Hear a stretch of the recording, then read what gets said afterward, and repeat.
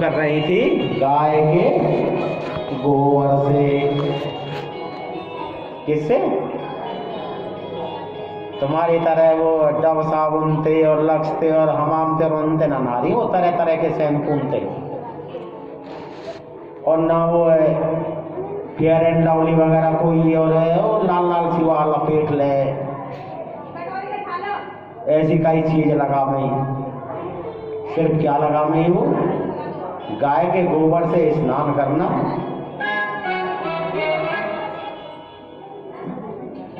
गाय के गोबर का पहले लेप लगाना और स्नान करना। और देखो विश्वास करना, गाय के गोबर में हो सकती है, आप विश्वास हो ना हो, भैया थोड़ी सी मंदी कर लेता ना क्या है। गाय के गोबर में इतनी बड़ी शक्ति है कि मैं खुद ना, आज तक तो मैंने अपने चेहरा पे क्रीम ना लगाई है, आज तक, ठीक है। और छह कह सकते कोई वो अपने यहाँ भोजन पे मत बोलाइए, कोई बात ना, ये सच्चाई है कि मैं गाय के गोबर से नहाऊं। मैं गाय के गोबर से स्नान करता हूं खुद। तो गाय के गोबर की इतनी बड़ी ताकत है। अगर गाय के मकड़ी मिट जाए तो गाय के गोबर पर लेप लगाना चाहिए। जलन संग की संग ठीक है जाएगी मकड़ी के मरने। अगर गाय के बिच्छू काट जाए, गाय के गोबर तो लेप लगा लें। यहाँ तक कि गाय के मूत्र में तो इतनी ताकत है कि कैंसर और किडनी जैसी दवाई में काम आ रहा हो। और क्या बताऊं, शिव महापुराण में तो लिखा हुआ है, अगर आप पोछा दे रहे हो ना, या तो एक चुटकी नमक और हल्दी डाल लें और या फिर गाय को मूत्र मिला लें। देखो मेरी बात सुनो, आजकल हम क्या कह रहे हैं, क्या कर रहे हैं कि अगर हम पूजा पाठ भी कर रहे हैं ना तो सही ढंग से नहीं कर पा रहे हैं। कारण क्या है? कारण एक तो ये कि बुजुर्ग माता जो बैठी है सबको पता है कि हवन करने के लिए गाय के गोबर का चौका होना बहुत जरूरी है ना भैया ऐसे। लेकिन हवन काय में कर रहे हैं? लोहे के तसलान में, क्योंकि मार्बल लग रहा हो चटक जाए वो, है ना। तो पहला नियम तो यही टूट गो कि तुम हमारे घर में गाय के गोबर को चौका ही ना है। अरे भैया अगर गाय के गोबर को चौका ना है तो गाय को मूत्र तो मिल ही जाए, वो एक शीशी में भर के धर ले, जब पोछा लगाओ तो वो 2 बूंद वहां में डाल ले और जय भैया भैया की है भैया। भाई गोबर की जगह मूत्र को चौका तो लग गो। जितने भी वास्तु दोष वगैरह दुनिया भर की हारी बाहरी दवाई ये हवाएं सब दूर। मंदिर में जाएंगी सब झाड़ू लगवाने के नहीं, कहीं बालक नजर लग जाएगी तो बाबा देखियो मैं तो बालक रो रहा है तनक झाड़ू लगाइयो। अरे कहीं जाने की जरूरत ना है, गाय की पूछते हो कह दो जय गैया मैया जय गैया मैया जय गैया मैया। सही उपाय बता रहा हूं मैं, झाड़ू देने को ध्यान से सुन लीजिए सब। नजर गुजर अगर बालक है लग जाए तो गाय की पूछते अपने आप ही झाड़ू दे ले करो जय गैया मैया जय गैया मैया। तुम्हारे 10-5 रुपये ही बचेंगे जो आप तुम चढ़ा के आओ झाड़ू देने के। बचत के ही काम बता रहा हूं। अगर कोई काम पे जा रहे हो या तो भोले बाबा के मंदिर में आके नंदी के कान में कुछ कह जाओ, जा काम के नहीं आप जा रहे हो आ काम की, हे बाबा मेरे यहाँ काम है बनाइयो। और नहीं तो रास्ता में गाय तो मिल ही जाएंगी, गैया मैया के कान में कह दे। अगर काम ना बने ना तो हमें पकड़ लीजिए, कहीं आते बड़ी तो कोई बात ना। तुम्हारा काम बनेगा तुम गैया मैया के कान में कह जाइए, गैया मैया मेरे यहाँ काम बना।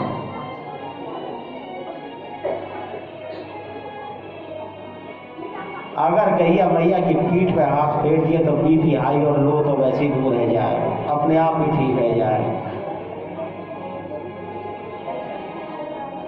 पर ना तुम्हें तो घर में है ना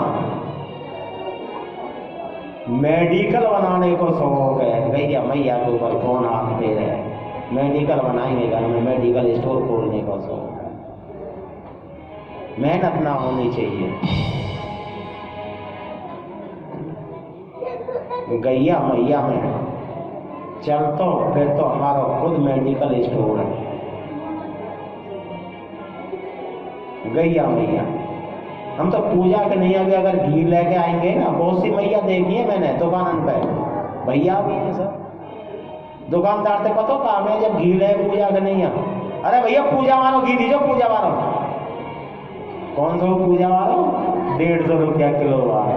अरे भले आदमी हो तुम तो खाओ 700 रुपया किलो के घी, ठाकुर जी ने खबा रहे हो जहर है। फिर ठाकुर जी से यूं कह रहे हो, हे ठाकुर जी मेरी मनोकामना पूर्ण कर दीजिए। बताओ साहब, एक तो जहर खवा रहे ऊपर ठाकुर जी से कह रहे मेरी मनोकामना पूर्ण कर दी। अरे ऐसा तो खा ले हो, कम से कम खवाओ ठाकुर जी ने जैसा तुम खुद खा रहे हो।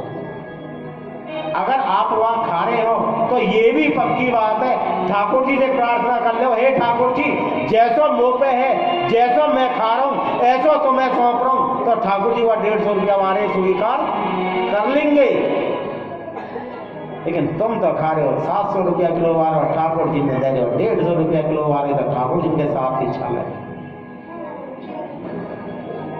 ऐसा ना होना चाहिए। पूजा पाठ हमारी शुद्धता से ही होनी चाहिए। चन्ना मिर्च अभिषेक जो हो उसमें गाय को दूध और गाय को घी कंपलसरी बताया गया और शास्त्र में भी लिखा हुआ है। लेकिन अब क्या डाल रहे हैं, जैसो मिल जाए ऐसो ही ठीक है। इससे बढ़िया तो हरि नाम संकीर्तन कर ले, वो ज्यादा बढ़िया। हरि नाम संकीर्तन कर ले वो ज्यादा बढ़िया, क्योंकि कम से कम जाने अनजाने के पाप से तो बचोगे। नहीं ऐसे ही ठाकुर जी को नाम ही तो ले लो, जाने अनजाने के पाप से तो बचोगे। तो गैया मैया में बहुत बल है, बहुत तप है। और तो और जब बहन बेटी हो घोषित कर दी ना डॉक्टर ने भी कि भाई यहाँ पे बालक होंगे ही ना जिंदगी में, ये तो बांझ है, और वहां को चीनों भी दुश्वार कर दिया ना घर में। तो मैं आपको विश्वास दिलाता हूं, एक मुट्ठी जौ रोज गैया मैया खवाओ, और गैया मैया के गोबर में से जो जौ निकले ना हमने निकाल के वो दे। जब वो इतने बड़े बड़े है जाना, उनकी चटनी सी बना के और एक रूटीन बना ले, रोज मुट्ठी खवानी, एक मुट्ठी जौ, और रोज में बड़े होने, मतलब हर 7 दिन बाद, और 7 दिन बाद तो फिर रोज खाएंगे ही खाएंगे उसे, रोज खवाओ उसे। अगर 6 महीना में गैया मैया भोले बाबा ना सुन लेना तो हमें बता दी। उस जौ की, हरे जौ की चटनी रोज बना के गंगा जल में, और वह बेटी के खवाओ जहाँ पे बालक ना है रे। भाई करोगे तो तुम ही, हम तो बता के चले जाएंगे, और आगे तुम्हारी इच्छा है, पैसा तुम पे है डॉक्टर को लौटाने के नहीं है तो खूब लौटाओ, खूब मन करके। ये गैया मैया में ताकत नारे ही गैया मैया के गोबर थे, और झट उन्होंने गणेश जी बना दिए। और बताऊं, गणेश जी नाम है, एक बार गुरु मच्छिंद्र नाथ को नाम कौन कौन ने सुना बताइए। गुरु मच्छिंद्र नाथ सभी मैया जाने हैं, गुरु मच्छिंद्र नाथ है ना। गुरु मच्छिंद्र नाथ एक बार अपने कुछ भिक्षु साथियों के संतों के साथ भिक्षा मांगने के लिए गए। और देखो संत जो होता है ना, साधु जो होता है, संत जो होता है, वो 5 घर से ज्यादा छठे घर में नहीं मांगता। जो संत होगा वो 5 ही घरों में मांगेगा, चाहे तो 5 घरों में उसे इतना मिल जाए कि उसका उसके परिवार का पेट भर जाए, और चाहे ना मिले, भूखा रह जाए, लेकिन मांगेगा 5 ही घरों में। तो वहां जाके बोले गुरु मच्छिंद्रनाथ, भिक्षाम दे माही। मैया बाहर निकली भिक्षा लेकर के, महाराज आ गया, लो झोरी करी, झोरी में जैसे ही मैया ने आटा डालो, मैया तेरा पुत्र खुश रहे। मैया की आंखों में आंसू आ गए। हे बाबा, मेरे तो पुत्र ही नहीं है। बेटी तेरी किस्मत में ना। बाबा जब मेरी किस्मत में है ही ना, और तुम्हें ये पता है, तो तुमने ऐसे कैसे कह दिया कि तेरा पुत्र खुश रहे?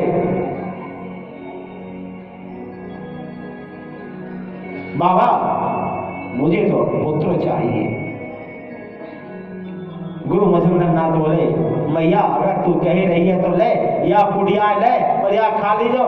ठीक 9 महीना के बाद पुत्र रतन की प्राप्ति होगी, और ठीक 9 साल बाद जब तेरा बेटा 9 साल को हो जाएगा, तो मैं तेरे दरवाजे पे आऊंगा।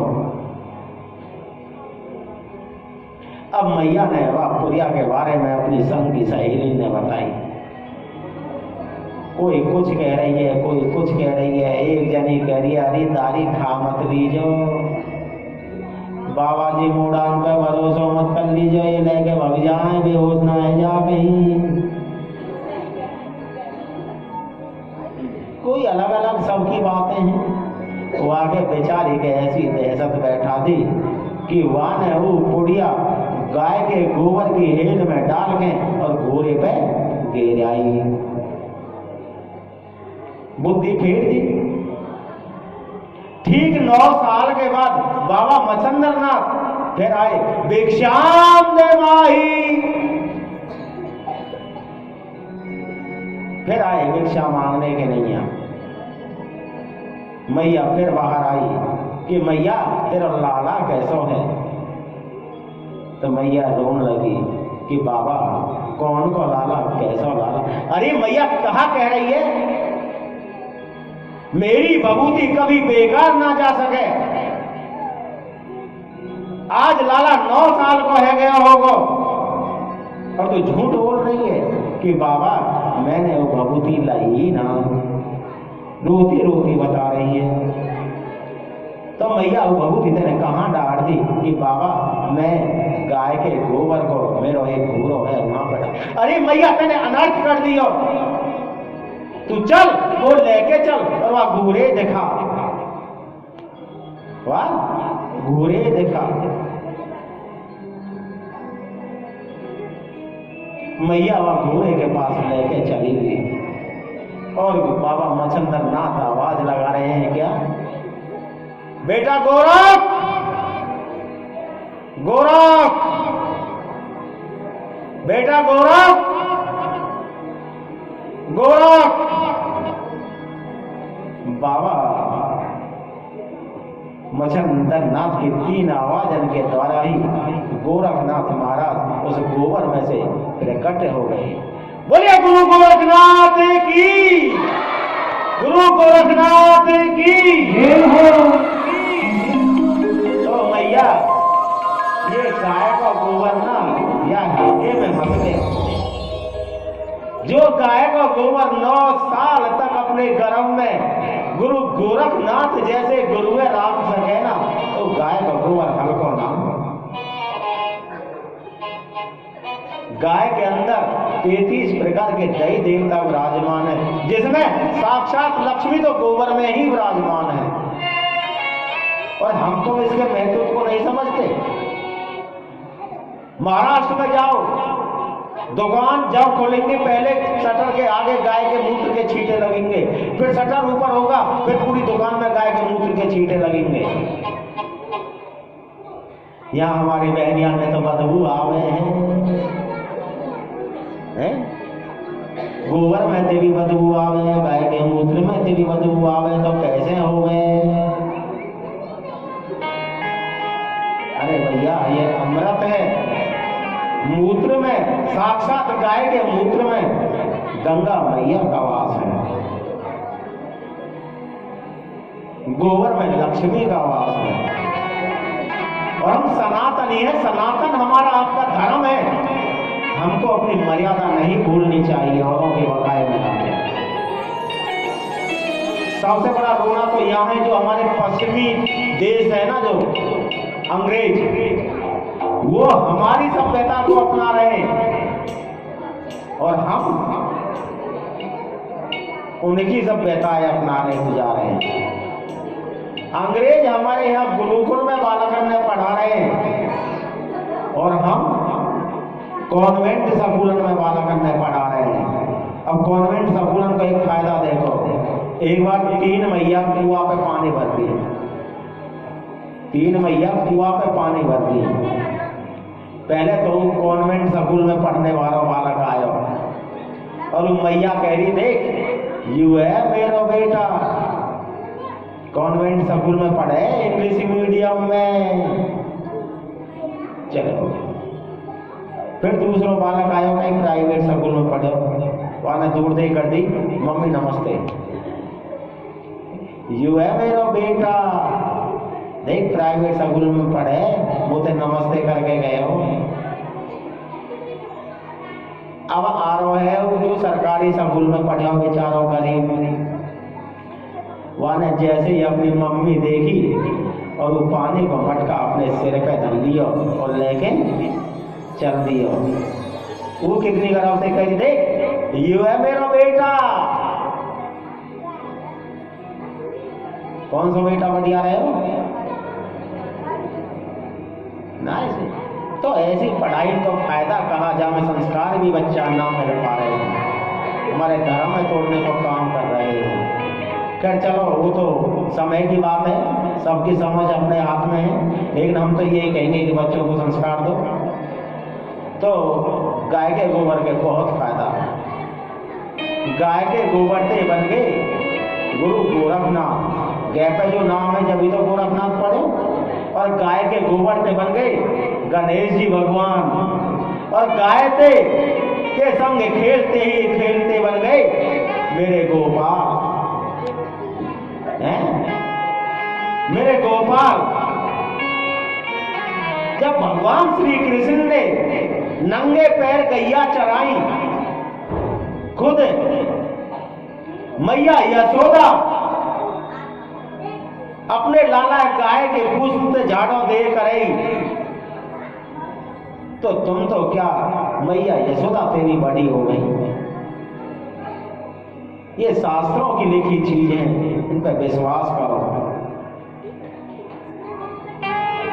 कैसे बने श्री गोवर्धन महाराज, बोले गोवर्धन महाराज की। तो मैया ने गाय के गोबर से गणेश जी भगवान तिरकट कर दिए।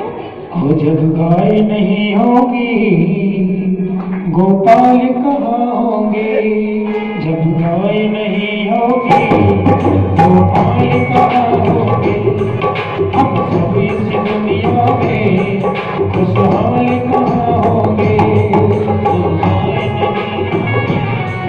गोपाल कहाँ होंगे, हम सब इस दुनिया में खुशहाल कहाँ होंगे, हम सब इस दुनिया में खुशहाल कहाँ होंगे। देखो भक्तों और माताओं, आज जो गौ माता की हालत है ना, मुझे तो लग रहा है कि लिखा हुआ नहीं गया तो किताब के पन्नों में गौ माता की आज जो दुर्गति हो रही है ना, संसार में कहीं नहीं हो रही।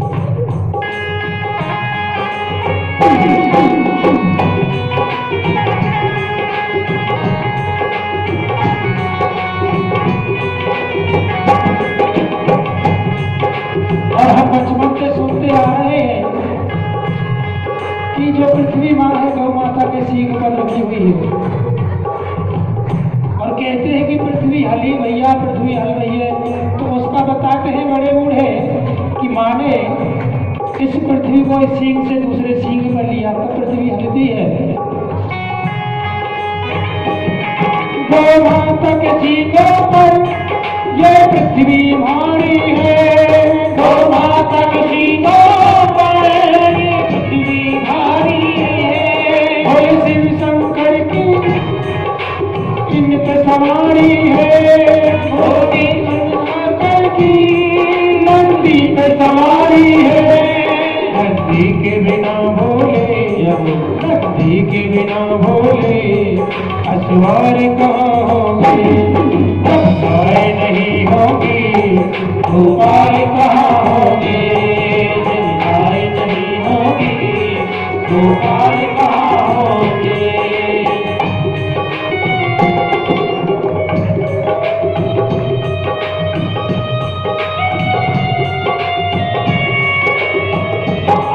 गौ माता की महिमा क्या तुमको बताओगे, गौ माता की महिमा क्या तुमको बताओगे। नहीं सकती मुझ में ये तुमको समझाओगे, नहीं सकती मुझ में ये तुमको समझाओगे। जो माई न रहेगी, जो माई न रहेगी तो लाल कहाँ होंगे, जब माई नहीं होगी तो लाल कहाँ होंगे। जब सब इस दुनिया में खुशहाल कहाँ होंगे, जब इस दुनिया में खुशहाल कहाँ होंगे।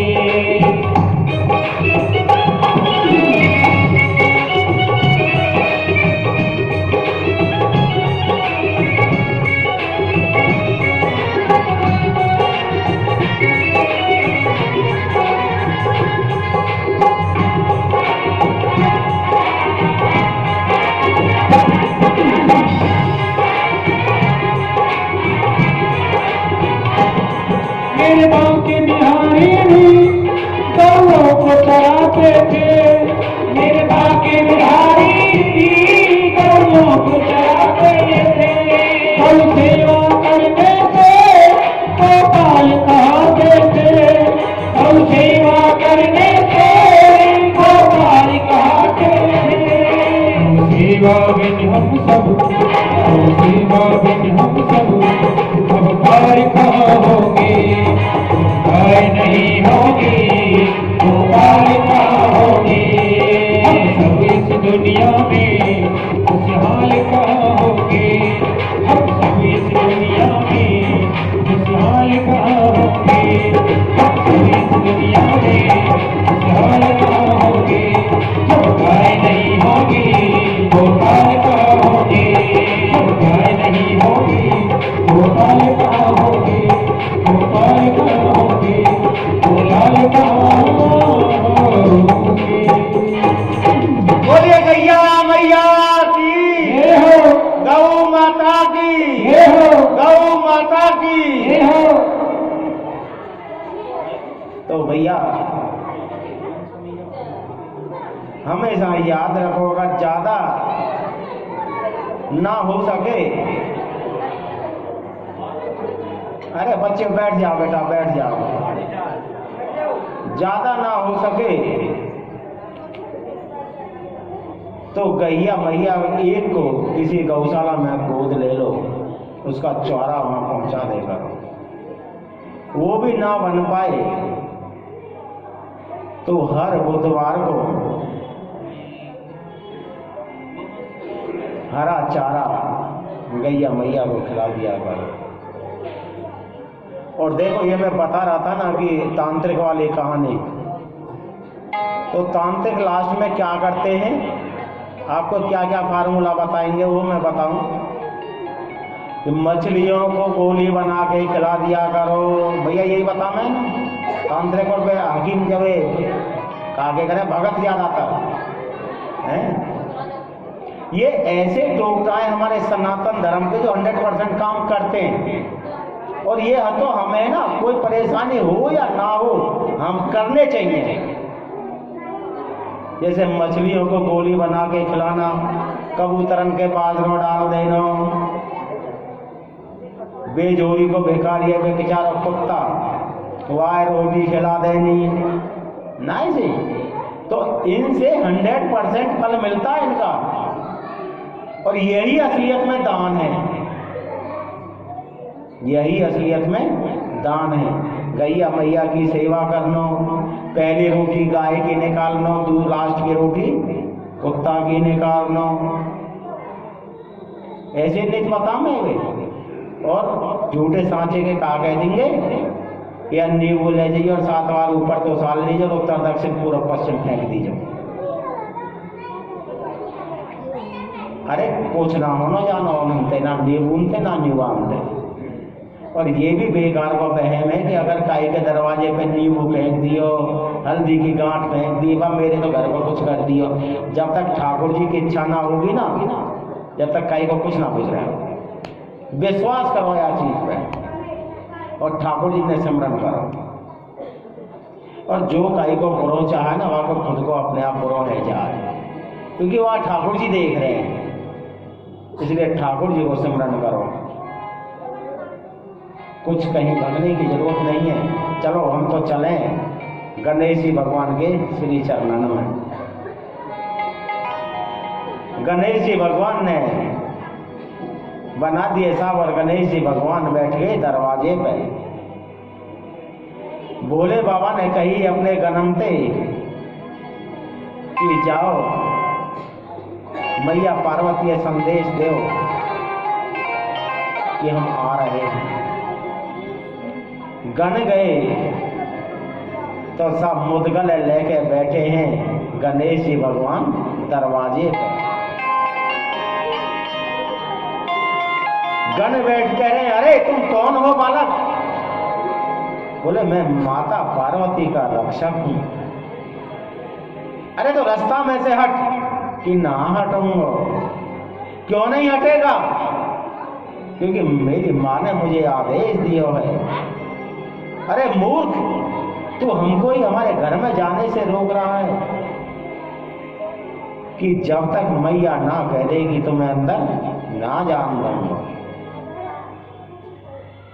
उन्हें आक्रमण करो, नंदी ने आक्रमण करो, और गणेश जी ने ऐसा मौका मारो कि नंदी चित्त है गए। सबरे गण पीट दिए, भागे भागे गए भोले बाबा के पास। भोले बाबा ने ब्रह्मा भगवान भेज दिए। ब्रह्मा भगवान आ गए। अरे बालक, रास्ता छोड़, तुम कौन हो दाढ़ी वाले? अब तो उनकी मसाज करी, अब तुम आ गए हो हमारे पास। क्या अब तुम्हारी बड़े बूढ़े इनकी मसाज करनी पड़ेगी हमें? अरे बालक बहुत भूल है, रास्ता में से हट। हम नहीं हटेंगे, हमारी माँ का आदेश है और हमारी बिना आज्ञा के कोई अंदर प्रवेश नहीं कर सके। तो नहीं मानेगा कि ना ही मानेंगे। ब्रह्मा बाबा ने जैसे अपने अस्त्र छोड़ो तो बोल गणेश भगवान ने वो अस्त्र भी काट दिया और भोले बाबा ब्रह्मा बाबा की दाढ़ी पे झपटन लगे। जैसे ही गणेश जी महाराज ब्रह्मा बाबा की दाढ़ी पे झपटे तो ब्रह्मा बाबा तो आगे ही आगे हो गए। अरे बालक, वो छोड़, वो छोड़। अब साहब विष्णु भगवान भी आ जाए। विष्णु भगवान ने कही, रे बालक, बच्चा तुम अभी बालक हो, तुम रास्ता छोड़ दो, हमें पार्वती मैया से कुछ बातें करनी है कि हम नहीं छोड़ेंगे रास्ता है। तुम्हारे जैसे तो पहले और भी आ लिए, हमने उनके ही नैया ना छोड़ो तो तुम्हारे नैया कैसे छोड़ दें? विष्णु भगवान बोले, देख बच्चा ने ना ये शोभा ना दे जिद पर नो, बड़े इनते कैसे बोले करें कि हमें मत सिखाओ। हमें तो इतना पता है कि हमारी माँ ने हमें आदेश दे रहा क्यों है कि तुम्हें दरवाजे पे डट के रहना है और हमारी बिना आज्ञा के कोई अंदर प्रवेश ना कर जाए। विष्णु भगवान बोले तो तुम ना मानोगे कि ना मानेंगे? अरे मान जाओ, तुम अभी बच्चा हो कि तुम पे जो हो आए कर ले, हम ना मानेंगे। विष्णु भगवान ने अपने सुदर्शन चक्र छोड़े, लेकिन मैया को याद करके गणेश जी भगवान ने विष्णु भगवान के अस्त्र शस्त्र भी फेल कर दिए। विष्णु भगवान और ब्रह्मा भगवान गए भोले बाबा के पास, हे बाबा हमारा तो समझ में ही ना आ रहा, पार्वती मैया ने दरवाजे पे कैसा अद्भुत बालक बैठा रहा क्यों है? वहां ने तो सबरे नंदी गण घायल करके भेज दिए। ब्रह्मा बाबा की वहां ने दो ठाड थोड़ी उखाड़ ली होती और हमारे अस्त्र शस्त्र वहां ने फेल कर दिए, हमारा तो समझ में ही ना आ रहा। बोले बाबा बोले, अरे तुम तो सब वैसे ही निकले, चलो हमें ही जान दो। अब साहब भोले बाबा जा रहे हैं, जाके बोले, अरे बालक तुम कौन हो? हम हैं पार्वती मैया के पुत्र। बोले बाबा बोले, पार्वती मैया के पुत्र? अरे मैया पतो है कि मैया के पुत्र, और बाबा पतो ही ना है अभी। भाई जब मैया पतो है और बालक है, यो पतो में मैया का पुत्र तो बालक है, बाबा के बारे में भी पतो होना चाहिए, और बाबा पतो ही ना है कि हाँ हम पार्वती मैया के पुत्र हैं।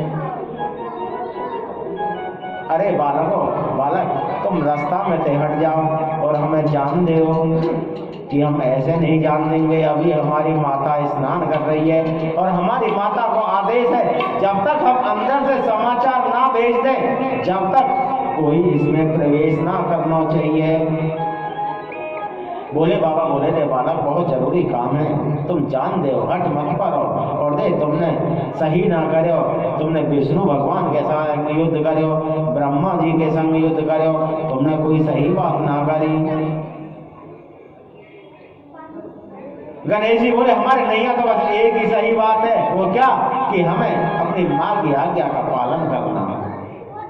हम तो सिर्फ इतना समझते हैं जो आदेश हमारी माँ ने दिया है हम उसको मानेंगे, हम किसी को भी अंदर नहीं जाने देंगे, कोई अंदर नहीं जा सकता। अब तो साहब भोले बाबा के गुस्सा में आ गए, अरे धूर्त बालक तू नहीं हटेगा? मैं नहीं हटूंगा। क्यों? आपकी समझ में ना आ रही, हमने एक बार ही मना कर दी तो मुझे ऐसा लगता है कि तुझे रास्ते से हटाना पड़ेगा। गणेश भगवान बोले, और ने भी कोशिश करके देख ली तो तुम भी कोशिश करके देख ले, आए तो और भी है।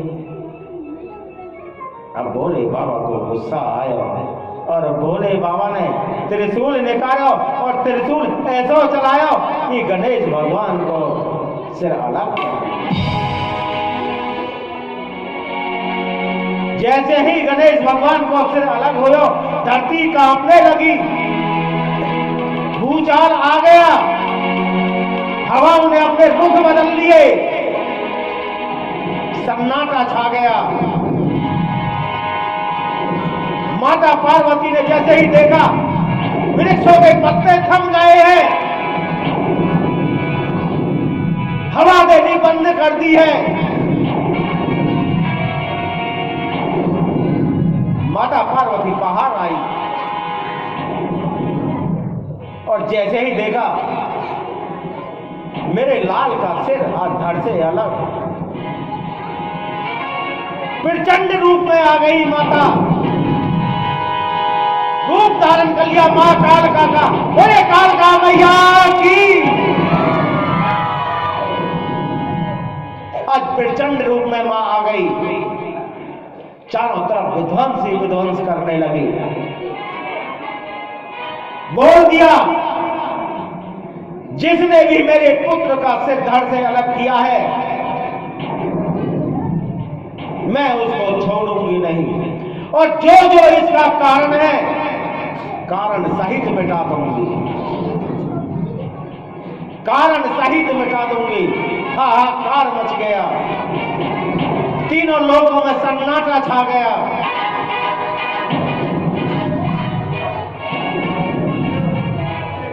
देवता लोग कांपने लगे,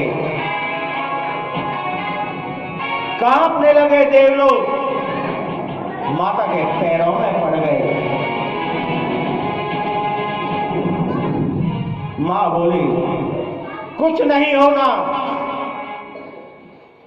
जब तक मेरा पुत्र मुझे सही सलामत नहीं मिल जाए ना, तब तक मैं किसी को नहीं छोड़ूंगी। माता ने अपना प्रचंड रूप धारण कर रखा है। देवता वंदना कर रहे हैं, हाथ जोड़ के प्रार्थना कर रहे हैं,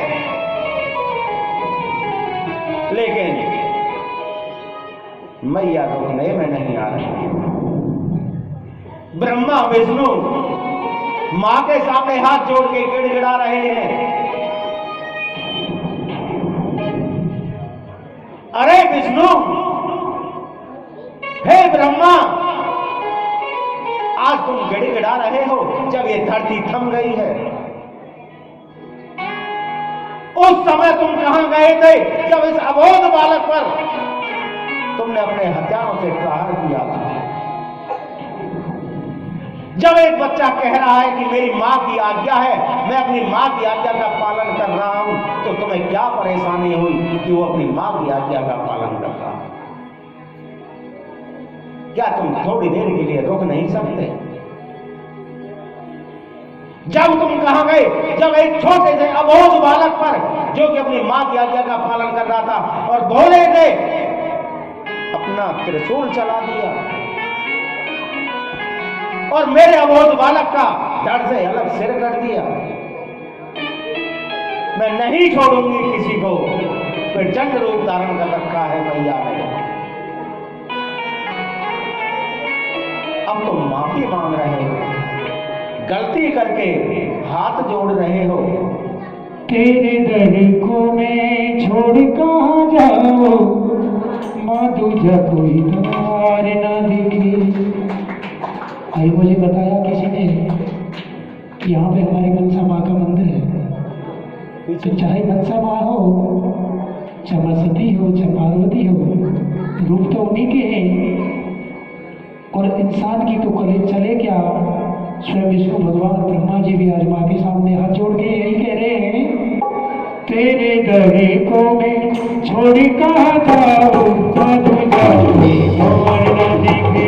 तेरे दरे को मैं छोड़ी कहाँ जाऊं, माँ तुझा कोई और न दिखे। देखिए कुछ मैया को देख रहा हूँ, समझ से हाथ बाहर नहीं निकाले। अरे जागरण वाले आते हैं ना, गाते कब है? उठाओ हाथ, उठाओ हाथ। पूरी रात ऐसे रखते हैं और 5 मिनट के लिए हाथ ऊपर करवा के फिर भी नीचे रखते हैं। उठा के तो बाहर।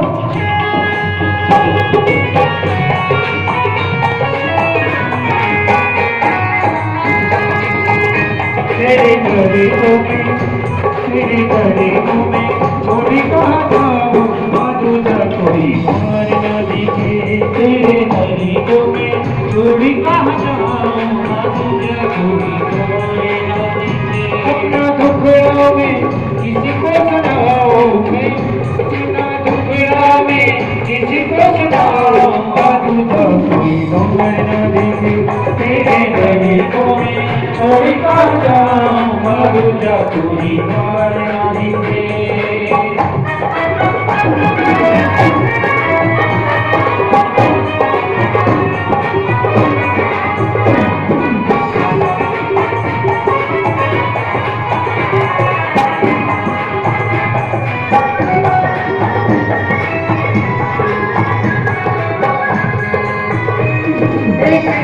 मुझे तुमसे है मैया, कहीं टूटे न विश्वास मेरा मैया। एक आस मुझे तुमसे है मैया, कहीं टूटे न विश्वास मेरा मैया। तेरे सिवा का, तेरे सिवा का छोड़ पेलाओ, तुझा कोई ओ तेरे गले को मैं छोड़ कहाँ जाऊं, तुझा कोई और न दिखे।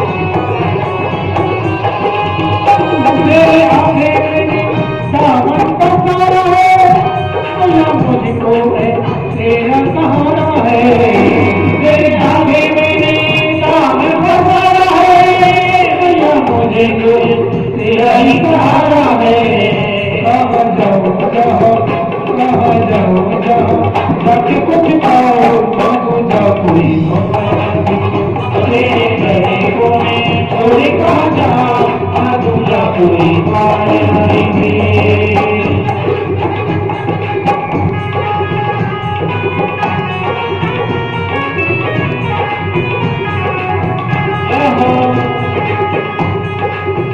और देखिए अगर किसी से मांगना है तो वो मेरी माँ से मांगिए। दुनिया से भला मेरे क्या मांगो, दुनिया से भला मेरे क्या मांगो,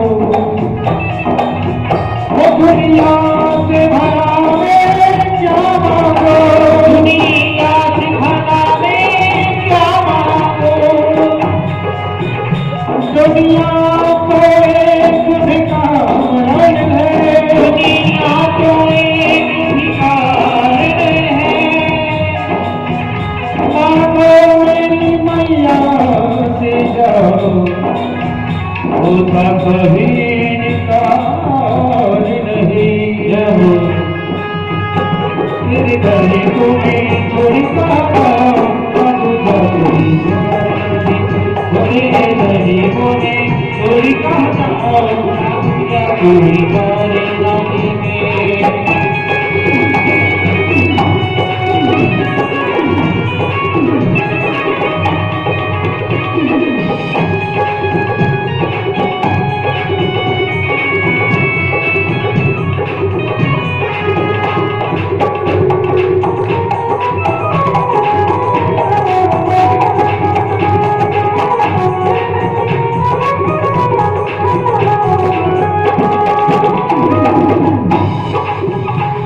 मैया बनके में आया सवाल है, तेरे घर से गया न कोई खाली है। लड़का बच्चे आया घर का सवाल है, तेरे घर से गया न कोई खाली है। ऐसे जीत मेरे हो कैसे जीत में निराश हो के जाओ मानो जाओ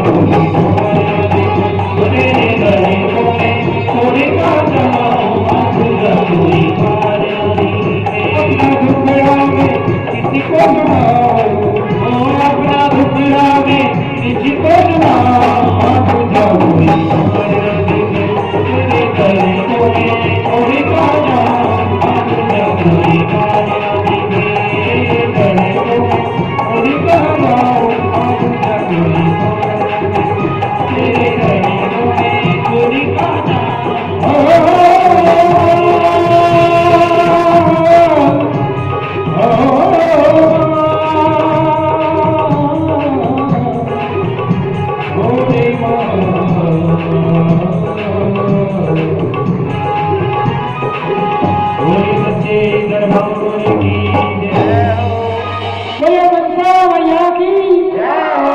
पार्वती मैया की अच्छा धीरे बोलना शिवपुराण की उल्टी बोलना हमारे तो है हम धीरे कह रहे हैं।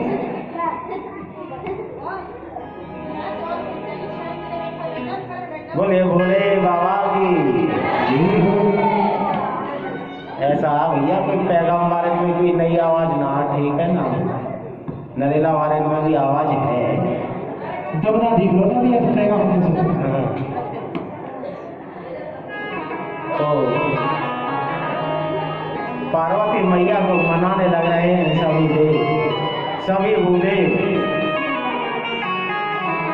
आखिर में भोले बाबा ने कहा हे देवी हमें क्षमा करो, हम क्षमा के प्रार्थी हैं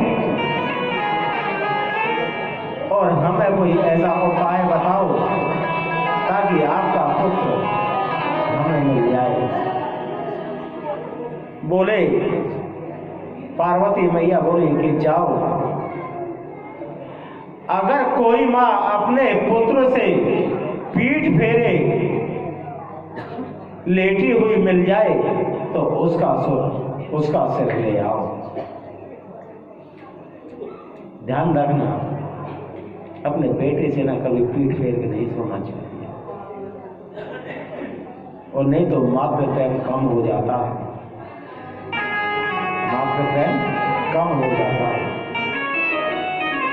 कि जाओ कोई भी अगर माँ तुम्हें अपने बेटे से पीठ फेर के सोती हुई मिल जाए तो उसका सिर ले आओ। भोले बाबा ने अपने नंदीगण सिर लेने के लिए भेज दिया। देखिए यही मैं थोड़ी सी कथा को विराम देते हुए 5 मिनट के लिए कल मैं पहुंच रहा हूं, क्योंकि कल एकादशी है। एकादशी का व्रत कौन कौन रहता है?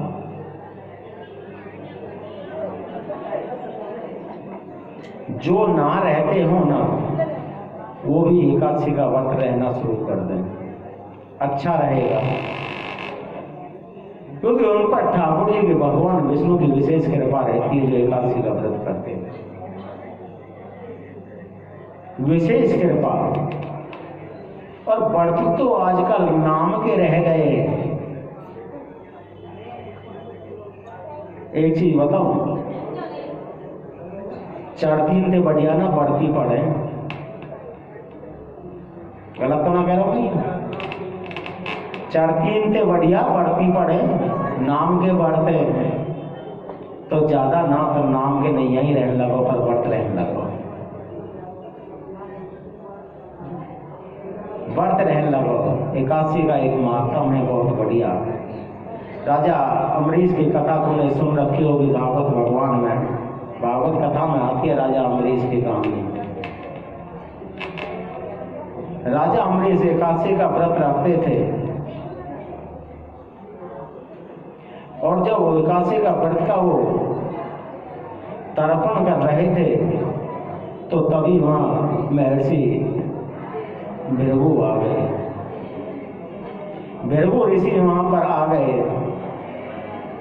ये भागवत का मैं छोटा सा एक वृत्तांत आपको सुना रहा हूँ भागवत भगवान का।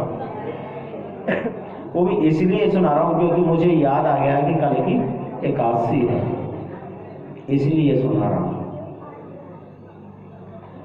तभी भृगु ऋषि वहां पर आ गए और राजा अमरीश ने साष्टांग उनका प्रणाम किया, उनको आसन दिया, उनके चरण स्पर्श किए, चरण धोए और चन्ना में लिया। भृगु ऋषि बोले, महाराज आप व्रत हो? कि हाँ आज हम व्रत हैं। तो ठीक है, बड़ी अच्छी बात है, हम और आप एक साथ व्रत को खोलेंगे, हम एक साथ व्रत को खोलेंगे। एक काम करो, तुम व्रत खोलने की तैयारी करो और हम स्नान करके आते हैं। भृगु ऋषि स्नान करने के लिए चले गए और राजा अमरीश उनका इंतजार कर रहे थे। और एकादशी के व्रत खोलने के लिए ना एक समय होता जिसे हम तर्पण समय कहते हैं। ध्यान रखना, अगर कोई मैया व्रत भी रह रही हो तो वो समय जरूर, चाहे उस समय पर आप बिना नहाए, जरूरी नहीं है नहाना, बिना नहाए गेहूं का दाना मुंह में डाल लें, लेकिन डाल जरूर लें जो आपको व्रत खोलने का समय बताया जा रहा है। और वो समय कभी कभी तो 5 मिनट का ही आता है, तो कभी कभी 1-2 घंटे का भी आता है, और कभी तो ऐसा होता है कि 2 दिन के ही लगातार व्रत हो, जहाँ शाम को ही आ रहा है दूसरे उपवासी में। ज्यादातर ये 7:15 से 9:10 तक रहता है, ज्यादातर का समय सुबह दूसरे दिन। तो उस समय कभी कभी तो 5-10 मिनट का ही निकलता है, जैसे 7 बजे से 7:10 तक हुआ, 10 मिनट का ही। तो ध्यान रखना, उस समय पे आप व्रत जरूर खोल लें, चाहे गेहूं का दाना ही डाल लें। तर्पण का समय हो रहा था, ऋषिगण बोले राजा अमरीश से, हे राजन, भृगु ऋषि तो पता नहीं जब कब तक आएंगे, आप एक काम करो तर्पण कर लो। कह रहे नहीं, भृगु ऋषि बड़े गुस्से में रहते हैं, हम ऐसे कैसे व्रत को खोल लें। लेकिन समय का अभाव था। राजा अमरीश ने बस अपनी अंजलि में जल ही लिया था व्रत खोलने के लिए, ध्यान दो भैया, जल ही लिया था व्रत खोलने के लिए कि तभी भृगु ऋषि वहां पर आ गए।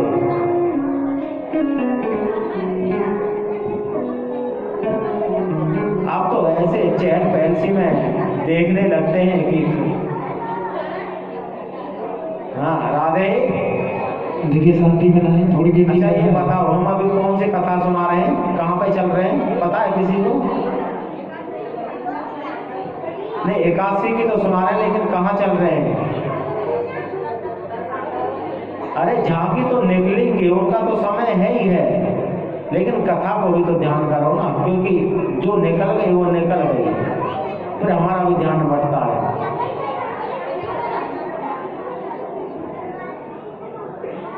वह वाली बात करना कि मैया ने तो प्राण जाए पर वचन ना जाए। ऐसे रघुवंश की जैसे वचन मारे ना भाई, बात नहीं छोड़नी है, चक्कर भी रह जाए।